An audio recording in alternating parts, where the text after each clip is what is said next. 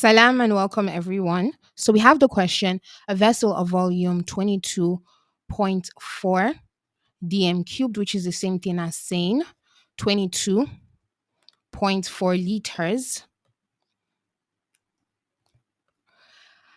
contains 2.0 mole of H2 gas and 1.0 mole of N2 gas, which is the same thing as having the number of moles of H2 gas is 2.0 mole and the number of moles of N2 gas is 1.0 mole at 273.15 Kelvin. So the temperature is 273.15 Kelvin. We're asked to calculate number one, the mole fraction of each component, number two, their partial pressures, and number three, the total pressures, right? Right, the mole fraction of each component is important for you to know that when somebody's talking about mole fraction, it's just simply what you know about fractions, right? A part of the information divided by the whole. So if you're asked to find, for example, the mole fraction of component A is just simply the number of moles of component A divided by the total number of moles contained in the mixture. So in this particular vessel, well, if we're asked to find the mole fraction of each component, hence the mole fraction of say H2 gas, it's going to be simply sorry, that's we're asked to find the mole fraction of H2 gas. It's going to simply be this symbol and you put a subscript for H2 and the number of moles of H2 divided by the total number of moles. And in case of N2, is just simply us writing the mole fraction symbol of N2 and then subscript N2, number of moles of N2 divided by the total number of moles. And we're just going to insert substitute the information from our parameters and calculate. So now that we've gotten that concept down, we're going to start solving. So I'm going to like actually show you what to do. So you have the mole fraction of H2 gas. The first component is simply going to be the number of moles of H2 gas divided by the total number of moles. So the total number of moles, which is for us to now write, the number of moles of H2 gas is 2.0 mole divided by the total number of moles, which is 2.0 mole. Okay, that's the one for the H2 plus 1.0 mole, which is the one for the N2. So this is the number of moles of H2 right here and the number of moles of N2.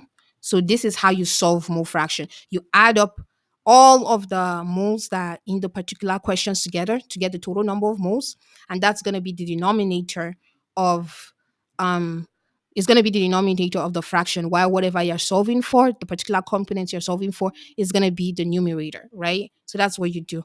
So now the mole fraction of H2 is simply going to be 2 divided by 3 because, of course, the moles will cancel out. So the moles all cancel out. Since we're dealing with fraction, we can have units. 2 over 3 is simply using 0.667. So this is the answer to this particular mole fraction. Now we're going to be solving for the mole fraction of N2, which is going to be this. So the number of moles of N2 gas divided by the total. The number of moles of N2 gas, that will be 1.0 mole divided by 3.0 mole. We cancel out the mole. That's going to be 1 over 3. So the x2 is going to be 1 over 3, which is the same thing as 0.333. So basically, it's important for you to now know this, that we've gotten the first part of the question. So for any of you who do not know, mole fractions always add up to 1 for each one of for every single mixture you're given. So the mole fraction of each component, when they are all added up together, they're always going to give you 1. In this particular question, you have just 2 components, right? We have the mole fraction of H2 and then we have the mole fraction of N2. This information always has to add up to 1. And that's the way for you to check your answer. So we have 0.667 plus 0.333. If you add that up, you see that it's going to be equal to 1. Which also means that if you solve for the mole fraction of one component, you can just subtract that information from 1 to get the answer. So like how we have the mole fraction of H2, could have just simply done 1 minus, sorry, to be able to find the mole fraction of N2, could have just simply done 1 minus the mole fraction of H2. So the mole fraction of N2 would have been 1 minus 0.667, and we have 0.333. So that's how like you do it. So I'm just letting you guys know that if you're given 8 components or 8 gases in a particular mixture or in a particular container, and you're asked to find the mole fraction of where you're asked to find the mole fraction of each one of those components, just know that when you add the mole fraction of all the 8 components, they all have to add up to 1.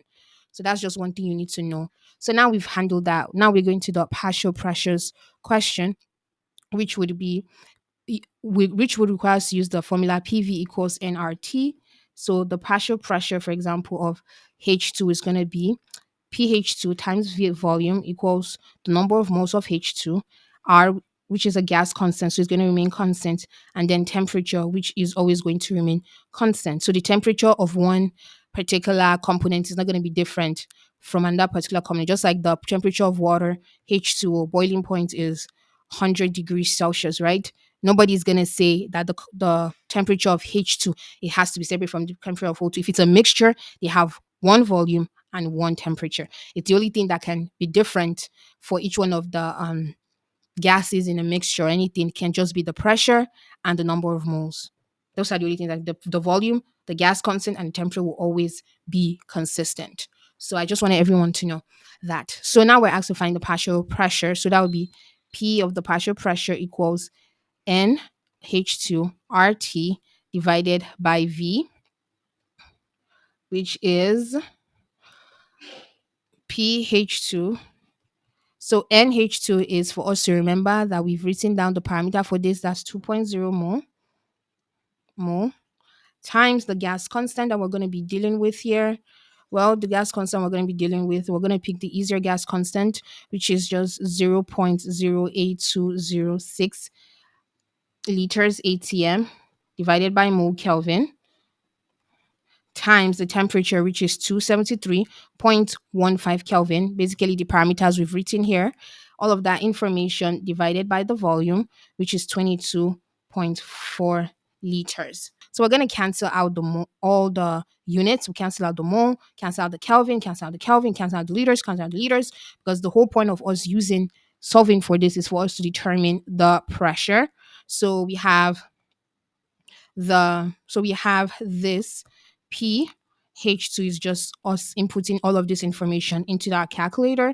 So that would be 2.0 times 0.08206 times 273.15 divided by 22.4. And all of that has ATM because we couldn't cancel out ATM since we're solving for pressure. So yeah, all of this information would be 2.0013 ATM. And when we do the 3 sig figs question or 2 sig figs, whatever you want to call it, let's do 2 sig figs because we have 2.0 mole as two significant figures and it's the lowest out of this question. So we end up with the pressure of pH2 to simply be 2.0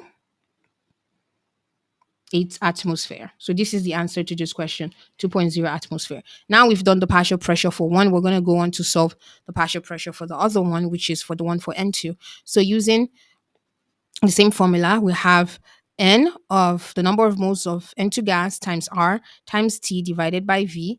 So this would look like the number of moles of N2 according to the question is 1.0 mole. If you go back to the parameters, that'll be 1.0 mole times 0.08206 liters ATM divided by mole Kelvin times 273.15 Kelvin. All of that information divided by volume, which is 22.4 liters. So everything, you cancel out everything.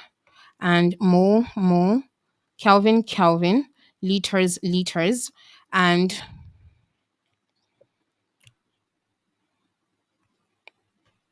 so PN2 will simply be 1 times 0.08206 times 273.15, and then you have atmospheres.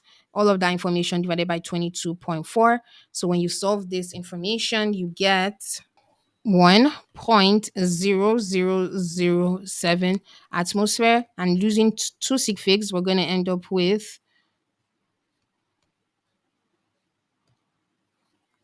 1.0 atmospheres for the pressure of N2 gas.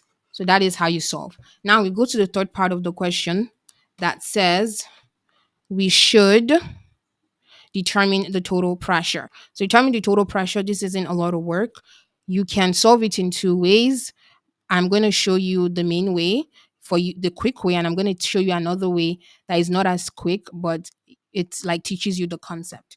So to find the total pressure would just be adding up the individual pressure. So the pressure of the N2 gas and the pressure of the H2 gas. So total pressure would end up being pressure for the N2 gas, we know that to be 1.0 atmosphere.